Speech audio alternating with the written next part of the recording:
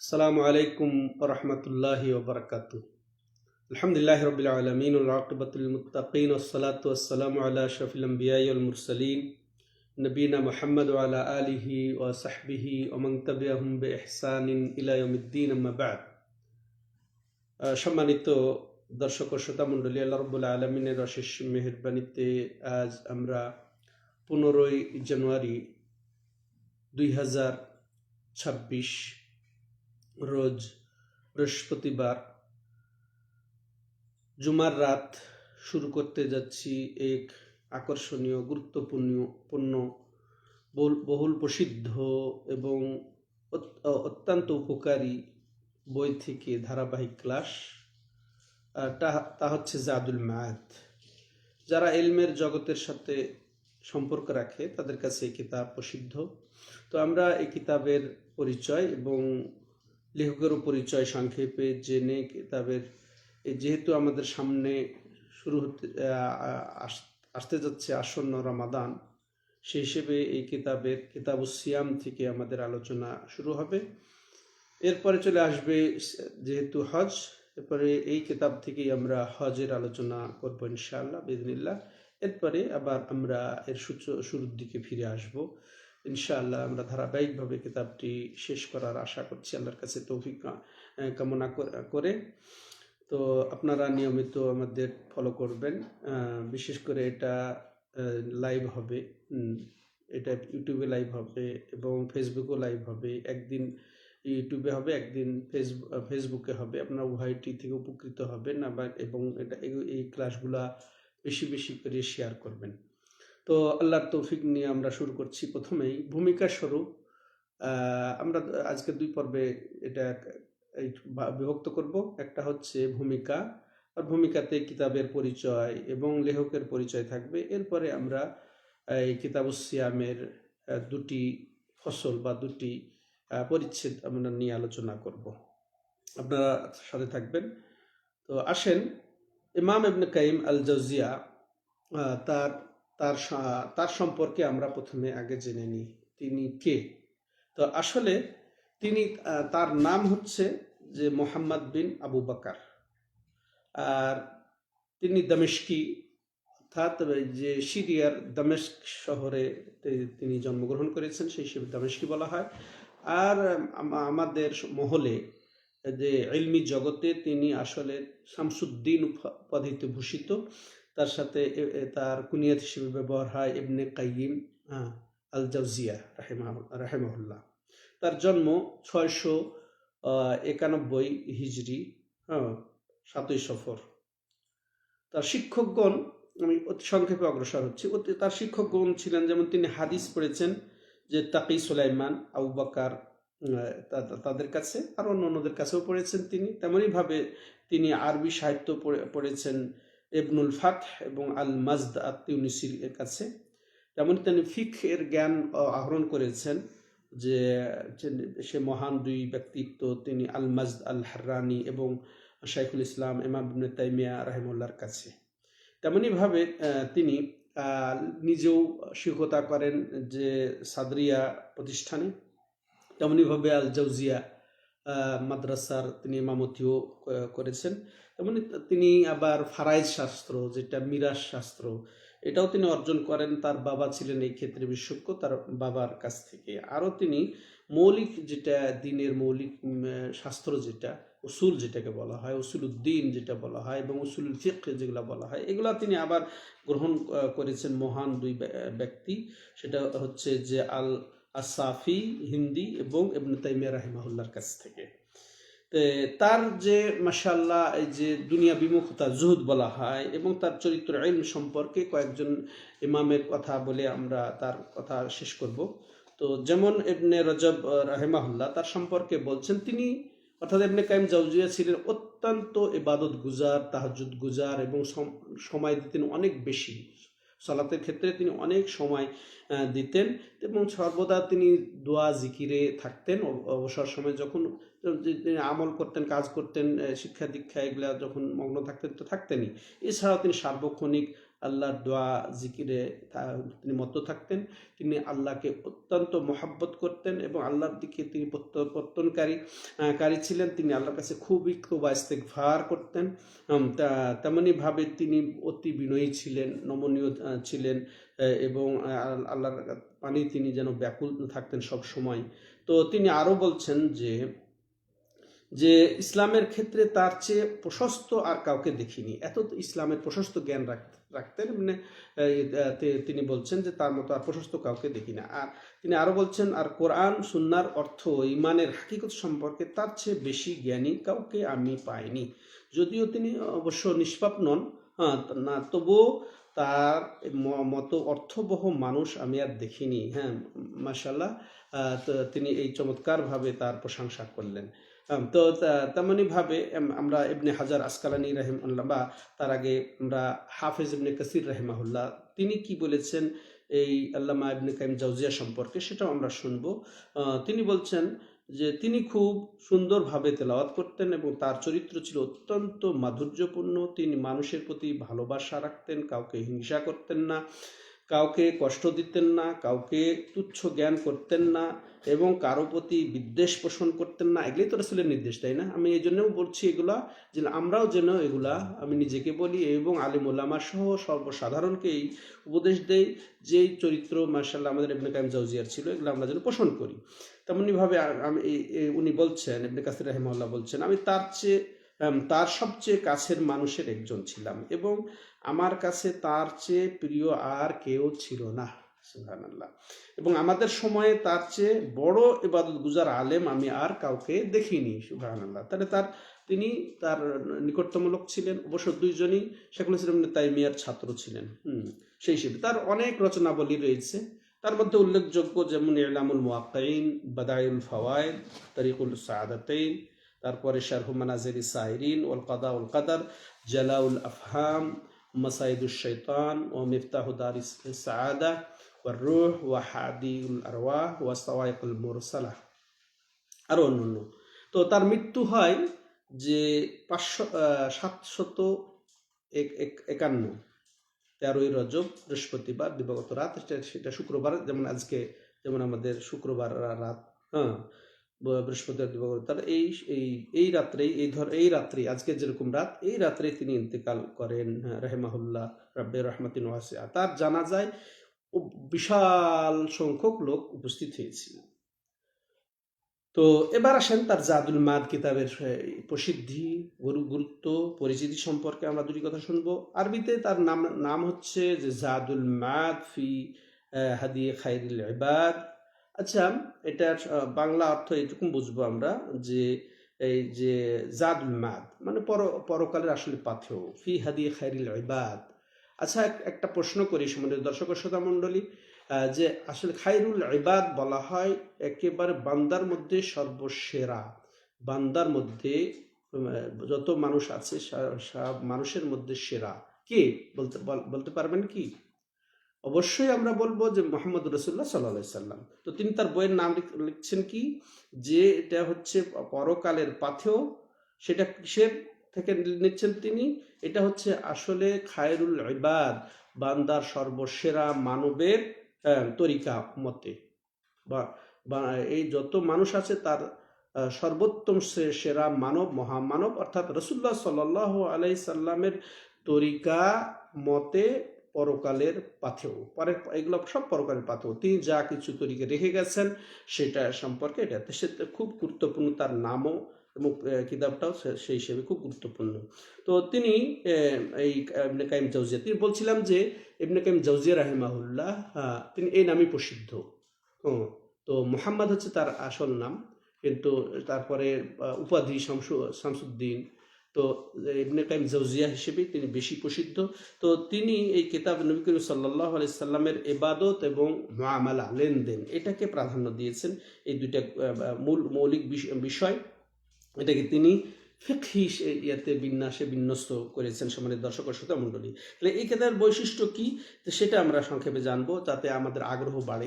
এই কিতাব মানে মাশাআল্লাহ আমরা অনেক কিছু পাবো। এটা বিশাল সম্ভার, জ্ঞানের সম্ভার, এটা একটা বলা যায় ভান্ডার। এই কিতাবের বৈশিষ্ট্য হলো এর সহজসাধ্য ভাষা। আরবি ভাষা এবং সহজসাধ্য ভাষা, চমৎকার বর্ণনাভঙ্গি এবং রচনা বৈচিত্র্য। কখনো তিনি সাবলীল ভাষায় আলোচনা করেন, কখনো শ্রেষ্ঠ গল্পকারের মতো বর্ণনা করেন, কখনো দলিল প্রমাণ সহ উপস্থাপন করেন, আবার কখনো দেখা যায় অত্যন্ত সংক্ষিপ্ত সার গর্ভ বাক্যে অনেক বড় গবেষণাকে তুলে ধরেছেন সংক্ষেপে। যেমন উদাহরণ বলা যায় যে রাসূলুল্লাহ সাল্লাল্লাহু আলাইহি সাল্লাম পায়ে হেঁটে দৌড় প্রতিযোগিতা করতেন। যেমন আমরা শুনে থাকবো যে মা আয়েশা রাদিয়াল্লাহু আনহার সাথেও তিনি প্রতিযোগিতায় লিপ্ত হয়েছেন, তাই না? এটাও আমরা জানবো। তারপরে তিনি কুস্তি লড়তেন, তারপরে তিনি নিজের জুতা সেলাই করতেন, নিজের কাপড় তালি দিতেন, কুয়া থেকে পানি তুলতেন, নিজের বকরি দহন করতেন, নিজের কাপড় থেকে উকুন পরিষ্কার করতেন, নিজের পরিবার ও নিজের সেবা নিজেই করতেন। তিনি সাহাবীদের সাথে মসজিদ নির্মাণও শরিক হয়েছেন, এটা আমরা জানি, গল্প শুনেছি। তেমনি ক্ষুধার তীব্রতায় পেটে তিনি পাথরও বাধ্য হয়েছে তাকে। আবার কখনো তৃপ্ত হয়ে খাবার খেতেন, আর দেখুন পাথর বেঁধেছেন, আবার কখন মাশাআল্লাহ তৃপ্তি সহকারে খেতেন। তিনি ঘাড়ের রগ ও পিঠের উপরিভাগে সিঙ্গা হিজামা যেটা বলা হয় সেটাও লাগাতেন। অসুস্থ হলে চিকিৎসা করতেন। তিনি ঝাড়ফুঁক করতেন, কিন্তু তিনি নিজে ঝাড়ফুঁক চাইতেন না।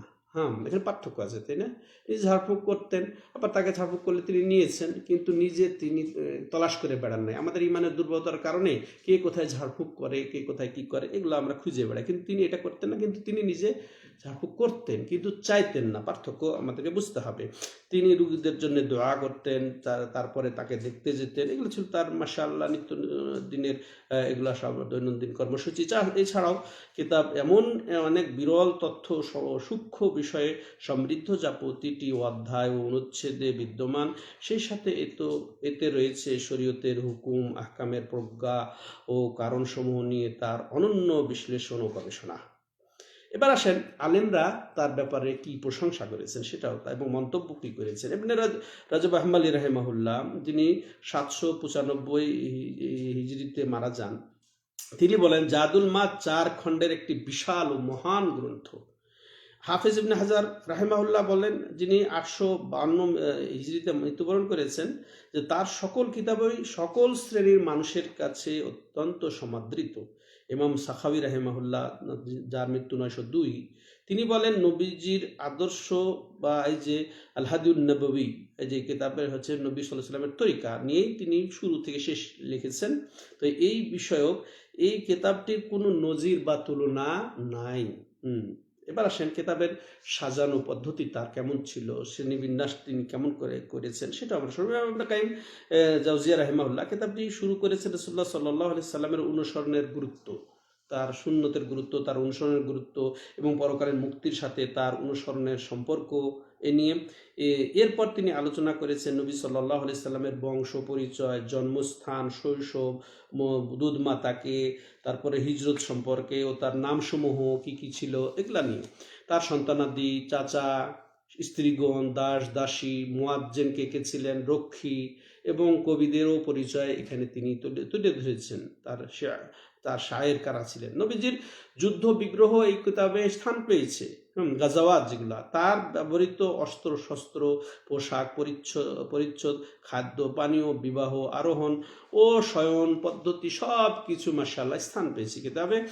এমনকি আরও যেগুলো কিতাবের শেষ দিকে তিনি করেছেন, যে মূল কথা যে তিনি আরও বর্ণনা করেছেন নবী সাল্লাল্লাহু আলাইহি সাল্লামের গবাদি পশু কেমন ছিল, হাঁটা চলা কেমন ছিল, বসা কেমন ছিল, তার কথা বলার ভঙ্গি, হাসি কান্না বর্ণনা এবং ফিতরাত ও স্বভাবজাত বিষয়সমূহগুলাও মাশাআল্লাহ স্থান পেয়েছে এই মহাগ্রন্থে।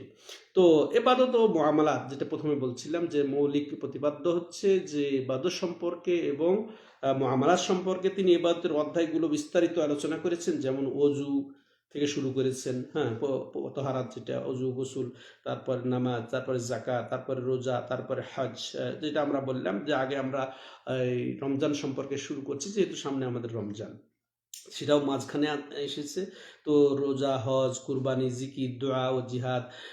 এরপর তিনি নবীজির চিকিৎসা পদ্ধতি তিব্বে নববী যেটা, সেটাও এখানে আছে আলহামদুলিল্লাহ।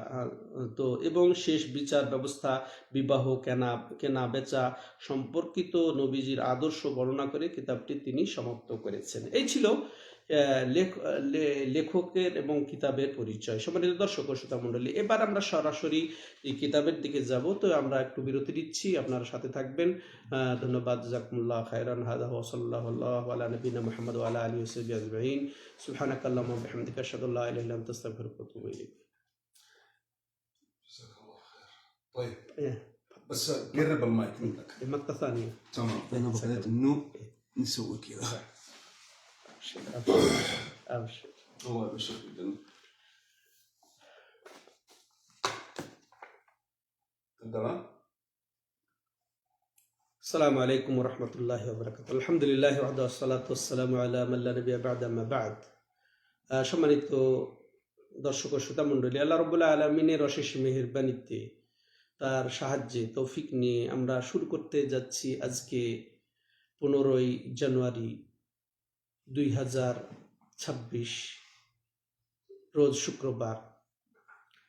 তো এক মহান গ্রন্থ, সেটা হচ্ছে জাদুল মাআদ ফি হাদি খায়রিল ইবাদ, এটা শুরু করতে যাচ্ছি। তো আমরা আজকে উদ্বোধনী ক্লাস, যদিও উদ্বোধনী ক্লাস, তো আমরা শুরু থেকে শুরু করতে যাচ্ছি না এই জন্যেই যে সামনে আমাদের রমজান আছে আর এক মাস পরে।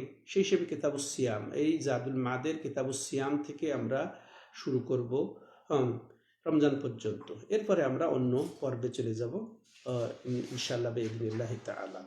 ইতিপূর্বের পর্বে আমরা লেখকের পরিচয় সম্পর্কে জেনেছি এবং তার সাথে সাথে তার এই যে গ্রন্থ জাদুল মাদ সম্পর্কে জেনেছি। তো আজকে আমরা সরাসরি কিতাবুস সিয়াম চলে যাচ্ছি জাদুল মাদের। তো তার প্রথম পরিচ্ছেদ হচ্ছে সিয়াম বা রোজা পালন সম্পর্কে রাসূলুল্লাহ সাল্লাল্লাহু আলাইহি সাল্লামের হেদায়েত বা নির্দেশনা। এটাই ইমাম ইবনে কাইয়িম জাওজিয়া রাহিমাহুল্লাহ তার কিতাবটি সাজিয়ে, তার মূল বই যেটা, এটা কিতাব তারপরে ফসল পরিচ্ছেদ হিসেবে সাজিয়েছেন। তো প্রতিটা কিতাবের অধীনে বেশ কয়েকটি পরিচ্ছেদ তিনি বর্ণনা করেছেন। তো এই ফসল যেটাকে বলা হয়, তো এই ফসলে লিখেছেন তিনি ফাসলুন হাদিহু সাল্লাল্লাহু আলাইহি সাল্লাম, যেমন ফি ইবাদাতুহু ফি রমাদান, এরকম ভাবে। তো এই প্রথম ফসল যেটা আমরা এখন শুরু করতে যাচ্ছি, রাসূলুল্লাহ সাল্লাল্লাহু আলাইহি সাল্লামের সিয়াম বা রোজা পালন সম্পর্কে যা তরিকা রয়েছে বা নির্দেশিকা রয়েছে। তো প্রথমে তিনি এই সিয়ামের লক্ষ্য, উদ্দেশ্য, হিকমত এ নিয়ে আলোচনা করেছেন। তো ইমাম ইবনে কাইয়িম জাওজিয়া রাহিমাহুল্লাহ তার এই জাদুল মাদে যেটা বলেছেন, যে সেটা হচ্ছে কি, যে তিনি বলতে চেয়েছেন যে যেহেতু রোজা বা সিয়াম রাখার মূল উদ্দেশ্য হলো আমাদের অন্তরকে, আত্মাকে এবং কামনা বাসনা প্রবৃত্তিকে কন্ট্রোল করা, তাই না, বিরত রাখা, এবং আর কি, যেটা সাধারণত অভ্যাসমূলক বিষয়গুলো থেকে দূরে রাখা।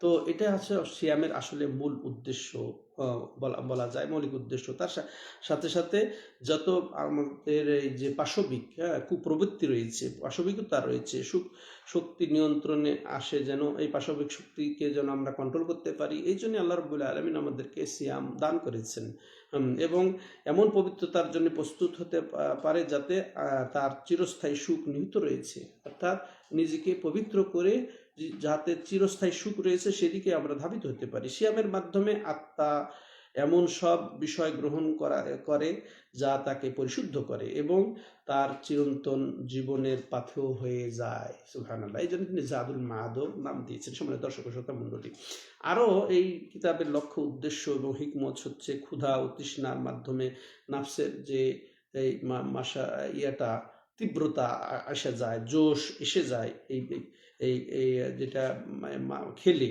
কিন্তু এই ক্ষুধা ও তৃষ্ণা এটাকে কি করে, কন্ট্রোল করে, দমন করে, এবং এটা নাফসকে অভাবী ও দরিদ্র মানুষের অবস্থার কথাও স্মরণ করিয়ে দেয়।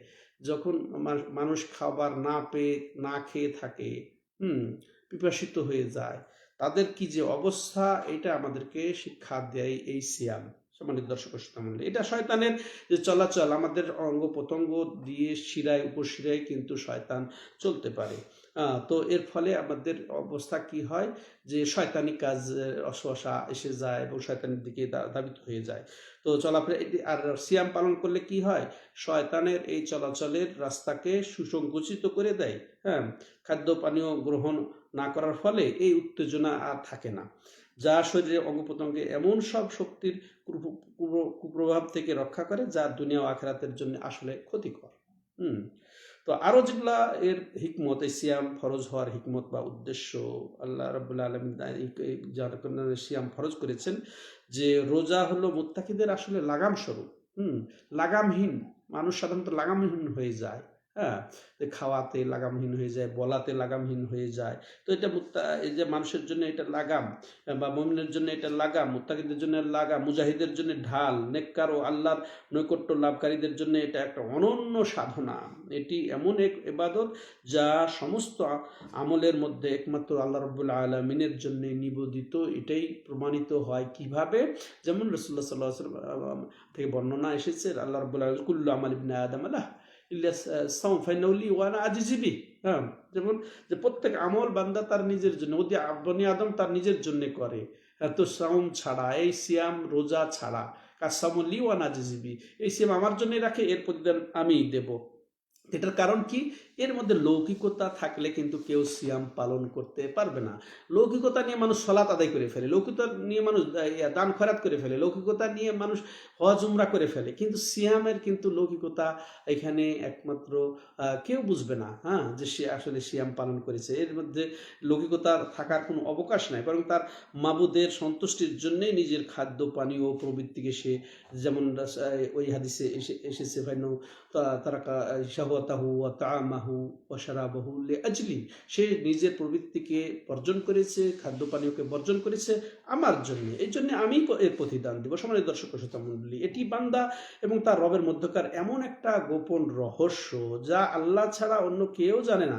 মানুষ কেবল হয়তো দেখতে পায় যে সে খাচ্ছে না, পরিবারের অনেকে হয়তো জানতে পারে যে সে খাচ্ছে না, সে পানাহার করছে না, কিন্তু মনের গভীরে আল্লাহর জন্য তার এই ত্যাগের খবর অন্য কেউ পায় না। হ্যাঁ, এটাই সিয়ামের প্রকৃত হাকিকত বা রহস্য। এটি আমাদেরকে অর্জন করা উচিত, এটা অনুভব করা উচিত। সম্মানিত দর্শক ও শ্রোতা মণ্ডলী, তাহলে এই সিয়ামের, এই রোজার প্রভাব কি মানুষের মধ্যে? এটা এক আশ্চর্যজনক প্রভাব বিস্তার করে এই সিয়াম মানুষের মধ্যে, সেটা প্রকাশ্যে এবং অপ্রকাশ্যে। প্রকাশ্যে যেমন অঙ্গ প্রত্যঙ্গ তার মাশাআল্লাহ কন্ট্রোল হয়, হ্যাঁ, খারাপের দিকে অগ্রসর হয় না। এই যেমন সিয়ামের দাবি হচ্ছে কি, যে আমাকে বিরত রাখতে হবে, সম্পূর্ণভাবে বিরত থাকতে হবে। যেমন হাত বিরত রাখতে হবে অন্যায় কাজ করা থেকে, তারপর মুখ বিরত রাখতে হবে অন্যায় বলা থেকে, খাওয়া থেকে, চোখ বিরত রাখবে অন্যায় দেখা থেকে, অপব্যবহার করা থেকে, কানকেও বিরত রাখতে হবে, তেমনি অন্যায় পথে চলার থেকে বিরত থাকতে হবে। তাহলে অঙ্গ প্রত্যঙ্গের মধ্যে বড় প্রভাব পড়ে কি, যে কেউ যদি তার সাথে ঝগড়া করতে আসে, কি বলার কথা হাদিসে এসেছে যে ইন্নী ইমরুউন সায়েম, আমি হচ্ছি রোজাদার, তাই না? তাহলে বড় প্রভাব, যে আমার এটা ব্রেনে এটাই ধরছে যে আমি রোজা আছি, অতএব এগুলা করা যাবে না। সম্মানিত দর্শক ও শ্রোতা বলে, তাই সিয়াম হলো তাকওয়া অর্জনের সবচেয়ে বড় সহায়ক। যেমন মহান আল্লাহ তাআলা এটাই বলে আমাদের প্রতি সিয়াম ফরজের ঘোষণা দিয়ে বলছেন, ইয়া আইয়ুহাল্লাযীনা আমানু কুতিবা আলাইকুমুস সিয়ামু কামা কুতিবা আলাল্লাযীনা মিন ক্বাবলিকুম লাআল্লাকুম তাত্তাকুন, হে ঈমানদারগণ, তোমাদের প্রতি সিয়াম সাধনাকে ফরজ করে দেওয়া হয়েছে। ফরজ করেছেন কি? আল্লাহ রব্বুল আলামিন, যে যেমনটি তোমাদের পূর্ববর্তীদের প্রতি ফরজ করা হয়েছিল। কি কারণে? লাআল্লাকুম তাত্তাকুন, যেন তোমরা তাকওয়া অর্জন করতে পারো, সব পাপ থেকে বিরত থাকতে পারো, অন্যায় থেকে বিরত থাকতে পারো, হারাম থেকে বিরত থাকতে পারো, গুনাহ থেকে বিরত থাকতে পারো, আর ভালো কাজ করতে পারো। তাকওয়ার তো এটাই দাবি। এতে তাকওয়া একটা বড় অর্জনের জন্য একটা বড় সহায়ক হচ্ছে এই সিয়াম। যদি আমরা সিয়ামকে সিয়ামের মতো রাখতে পারি। সূরা বাকারা 183 নম্বর আয়াত এটি। যেমন নবী সাল্লাল্লাহু আলাইহি সাল্লাম বলেছেন, আস-সাওমু জুন্নাহ, হ্যাঁ, সিয়াম হচ্ছে ঢাল। দেখেন আপনার কিভাবে সহায়তা করছে তাকওয়ার ক্ষেত্রে। তাকওয়ার দাবি তো হচ্ছে আপনি পাপ থেকে বিরত থাকবেন, তাকওয়ার দাবি তো হচ্ছে যত রকমের সৎ আমল করবেন। তো এই জন্য রাসূলও কি বলছেন, আসিয়ামুজ জুন্নাহ, সিয়াম হচ্ছে ঢাল। যে সিয়াম পালন করবে তাকে মাশাআল্লাহ বিরত রাখবে কিসের থেকে? যত রকম পাপ, গুনাহ, হারাম থেকে বিরত রাখবে। তিনি সেই ব্যক্তি কেউ রোজা রাখার নির্দেশ দিয়েছেন, যেখানে ঢাল হিসেবে পাওয়ার জন্যে, যে বিবাহ যার আকাঙ্ক্ষা আছে, যার জন্য আকাঙ্ক্ষা রয়েছে, কিন্তু সে বিবাহ করতে সামর্থ্য নয়, এই জন্য বলছেন তুমি রোজা রাখো। ইয়া মাশা শাবাব মান ইসতাতা মিনকুল বাআ ফালইয়াতাজাওয়াজ, ফালইয়াতাজাওয়াজ ফাইন লাম ইসতাতি فعليه بالصوم والصيام فإنه أغض للبصر وأحسن للفرج كما قال النبي صلى الله عليه وسلم। যে রাসূলুল্লাহ সাল্লাল্লাহু আলাইহি ওয়াসাল্লাম বলছে, হে যুব সম্প্রদায়, তোমরা বিবাহ করে নাও। যদি না বিবাহ করে নাও, যদি সামর্থ্য না থাকে তাহলে তোমরা কি করো, যে এই এই বিবাহ করলে কি হবে, তোমাদের জন্য এটা চরিত্রকে মাশাআল্লাহ ঠিক রাখার সহায়ক হবে, দৃষ্টিশক্তিকে অবনমিত করা ঠিক হবে, তারপরে যৌন ক্ষমতাকে কন্ট্রোল হবে। আর যদি সেটা নাও পারো তাহলে তুমি সিয়াম পালন করো। সিয়াম পালন কি করলে হয়, এটা ঢাল স্বরূপ, যেটা একটু আগে বলা হলো, এটা ঢাল স্বরূপ তোমাকে বাধা দিবে ওই সব কুপ্রবৃত্তি থেকে ওদিকে যাওয়াতে। সম্মানিত দর্শক ও শ্রোতা মণ্ডলী, এবার আমরা সিয়াম ফরজের একটু ক্রম বিকাশ এটা শুনবো, এর বিধান কিছু শুনে আজকের পর্ব শেষ করতে চাইবো এই জাদুল মাদের আলোকে। সেখানে সিয়াম বা রোজা ফরজ রোজার ইতিহাসের বিভিন্ন বিধান নিয়ে কিছু আলোচনা হবে। তো এটা নবী সাল্লাল্লাহু আলাইহি ওয়াসাল্লাম, এটা সিয়ামের ক্ষেত্রে নবী সাল্লাল্লাহু আলাইহি ওয়াসাল্লামের যে আদর্শ ছিল সেটাই নিখুঁতভাবে তিনি তুলে ধরেছেন। অর্থাৎ এই লেখক রাহিমাহুল্লাহ নিখুঁতভাবে নবী সাল্লাল্লাহু আলাইহি ওয়াসাল্লামের সিয়ামের পদ্ধতি বা ফরজ হওয়ার যে সিস্টেম সেটাও তিনি তুলে ধরেছেন, যা লক্ষ্য অর্জনে অত্যন্ত কার্যকর ও নাফসের জন্য সহজ সাধ্য। সম্মানিত দর্শক ও শ্রোতা মণ্ডলী, এরপরে আসেন যে আমরা শুনবো যে সিয়াম ফরজ কোন পরিস্থিতি হয়েছে। দেখেন, প্রথমেই কিন্তু আল্লাহ রাব্বুল আলামিন সিয়ামের নির্দেশ দেননি মুমিনদেরকে, কিন্তু এটা ইসলামের মাঝামাঝি দিক। ইসলামের মাঝামাঝি দিক, তাওহীদ যখন তাদের মধ্যে মাশাআল্লাহ বিদ্যমান হলো, অন্তরে গেঁথে গেল, সলাৎ ফরজ হলো এই মক্কা জীবনের লাস্টের দিকে, সলাতেরও মহব্বত এসে গেল, তাহলে এরও গুরুত্ব বেশি। এরপরে দ্বিতীয় হিজরিতে নবী সাল্লাল্লাহু আলাইহি ওয়াসাল্লাম যখন হিজরত করে মদিনায় গেলেন, তখন আল্লাহ রাব্বুল আলামিন এই সিয়ামকে ফরজ করেছেন। এটা আমরা বুঝলাম। তাহলে বোঝা গেছে সিয়াম একবারই ফরজ হয় নাই। তাহলে এটা দেখ পর্যায়ক্রমে ধারাবাহিকভাবে এটা শ্রেণীমতো আল্লাহ রাব্বুল আলামিন হিকমতের সাথে এই সিয়ামকে আমাদের উপরে অর্পণ করেছেন। তো এটা ফরজ করে দিয়ে তিনি আল্লাহ রাব্বুল আলামিন একেবারে চাপিয়ে দেন নাই, এর মধ্যে ছাড়ও দিয়েছেন। যেমন যে ফামান কানা মিনকুম মারিদান আও আলা সাফার ফাইদ্দাতুম মিন আইয়ামিন উখার, এটাও তিনি বলেছেন। তবে হ্যাঁ, রমজান তোমাদের উপর সিয়াম ফরজ হলো বটে, কিন্তু তোমাদের মধ্যে কেউ যদি অসুস্থ হয়ে যায়, কেউ যদি আবার সফরে থাকে, তাহলে সে এই দিনগুলা সিয়াম পালন না করে সে অন্য দিনগুলাতে সে ওইগুলা গণনা করে রেখে নিবে। তো এই সিয়ামের তাহলে এইদিকেও এইভাবে ছাড় দেওয়া হয়েছে। তেমনই ভাবে যে রাসূলুল্লাহ সাল্লাল্লাহু আলাইহি ওয়াসাল্লাম যেমন বলেছেন যে যারা গর্ভবতী মহিলা এবং যারা সন্তানকে দুধ পান করায়, এদের জন্য রাসূলুল্লাহ সাল্লাল্লাহু আলাইহি ওয়াসাল্লাম ছাড় দিয়েছেন আল্লাহর পক্ষ থেকে। সেটা কি, যে যদি গর্ভবতী হয় আর দুধ পানকারী মহিলা হয়, আর যদি সে জানের উপরে তার আশঙ্কা থাকে, তাহলে সে রাখবে না। জানের উপরে যদি আশঙ্কা থাকে, ইমানদার ডাক্তার যদি পরামর্শ দেয় আপনার না রাখাই ভালো, তাহলে মাশাআল্লাহ সে পরবর্তীতে রাখবে। কিন্তু যদি সে নিজের উপরে আশঙ্কা না থাকে, ভয় না থাকে, সন্তানের উপরে আশঙ্কা থাকে, তাহলে সেও বাদ দিবে। তার সাথে সাথে কি করবে, সে ওগুলার জন্য আবার ফি দিয়ে দিবে। তো এগুলো আল্লাহ রাব্বুল আলামিন আমাদেরকে দিয়ে দিয়েছেন। তো আসল সিয়ামের তাহলে এখানে স্তর আমরা শুনবো, লেভেল শুনবো। কি যে আল্লাহ রাব্বুল আলামিন প্রথমেতে যেভাবে ফরজ করেছেন, সেটার মধ্যে ইখতিয়ার ছিল যে যারা পারবে না বা যাদের অসুবিধা আছে তারা ফি দিয়ে দিবে, একজন মিসকিনকে খাদ্য দিবে, সারাদিনের খাদ্য দিয়ে দিবে সে তাকে। তাহলে এটা একটা স্তর গেল। আর দ্বিতীয় স্তর কি, যে না, ফি দিয়ে দেওয়া যাবে না, তাকে রাখতে হবে। যে যেমন শাহরু রমাদান আল্লাযী উনজিলা ফিহিল কুরআন হুদাল লিন-নাসি ওয়া বাইয়িনাতিন মিনাল হুদা ওয়াল ফুরকান ফামান শাহিদা মিনকুমুশ শাহরা ফালইয়াসুম। ওটা আগে ইখতিয়ার ছিল যে কুতিবা আলাইকুমুস সিয়ামু কামা কুতিবা আলাল লাযিনা মিন ক্বাবলিকুম, ওটা দিয়ে ফরজ করে দিলেন। কিন্তু যে যার সামর্থ্য আছে ফি দিয়ে দেওয়া, সে ফি দিয়ে সে সিয়াম পালন না করলেও পারত। কিন্তু দ্বিতীয় স্টেপে ফি দিয়াকে রহিত করে দিয়ে আল্লাহ রাব্বুল আলামিন বলছেন, না, যে রমজানে উপনীত হবে সে যেন সিয়াম পালন করে। এটা একটা দিক গেল। তাহলে দ্বিতীয় দিক গেল। এখানে আরেকটা দিক ছিল যে এখানে ওই যে সূর্য ডোবার পরে কেউ যদি ঘুমিয়ে যায়, সূর্য ইফতার করে ঘুমিয়ে যায়, সে কিন্তু আর খেতে পারতো না। একেবারে ফজর পর্যন্ত যে ঘুমিয়ে তার আর খাওয়ার কোনো সুযোগ ছিল না। কিন্তু আল্লাহ রাব্বুল আলামিন এটাকে রোধ করে তৃতীয় একটা পর্যায়ে দিয়ে দিলেন কি, ওয়াকুলু ওয়াশরাবু হাত্তা ইয়াতাবায়্যানা লাকুমুল খাইতুল আবিয়াদু মিনাল খাইতিল আসওয়াদি মিনাল ফাজর সুম্মা আতিমুস সিয়ামা ইলাল লাইল। চমৎকার, যে তোমরা খাও এবং পান করো একেবারে যতক্ষণ পর্যন্ত ফজরের জন্যে যে শুভ্র রেখা কালো থেকে না প্রকাশ পাবে। হ্যাঁ, এরপরে তোমরা একেবারে সকাল এই ফজর থেকে নিয়ে একেবারে রাত পর্যন্ত, পরবর্তী রাত পর্যন্ত রোজাকে পূর্ণ করো। সম্মানিত দর্শক ও শ্রোতা মণ্ডলী, এবার 3টা পর্যায়ে সিয়াম রয়েছে। আর এখন লাস্টের কথা যেটা বলা হলো যে এখন সিয়াম সবার জন্যই ফরজ। ফিদিয়ে দিয়ে পার পাওয়া যাবে না, কিন্তু অসুস্থ হলে, মুসাফির হলে সে ওই দিনগুলাতে সিয়াম পালন না করেও পরবর্তী দিনে কাজা করে নিবে। তো ইনশাল্লাহ পরবর্তী থেকে আমরা পর্যায়ক্রমে আরও বিধিবিধান নিয়ে উপস্থিত হব। তো আপনারা আমাদেরকে নিয়মিত ফলো করবেন ইনশাআল্লাহ। এই আশাবাদ ব্যক্ত করে আজকের এই পর্ব এখানে শেষ করছি। আল্লাহ রাব্বুল আলামিন তৌফিক দাতা। হাদা ওয়া সাল্লাল্লাহু আলা নবিনা মুহাম্মদ ওয়া আলা আলিহি ওয়া সাহবিহি আজমাইন।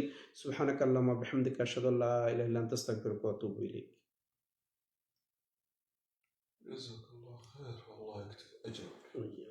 طبعا كتاب الصيانة إيه. المجلد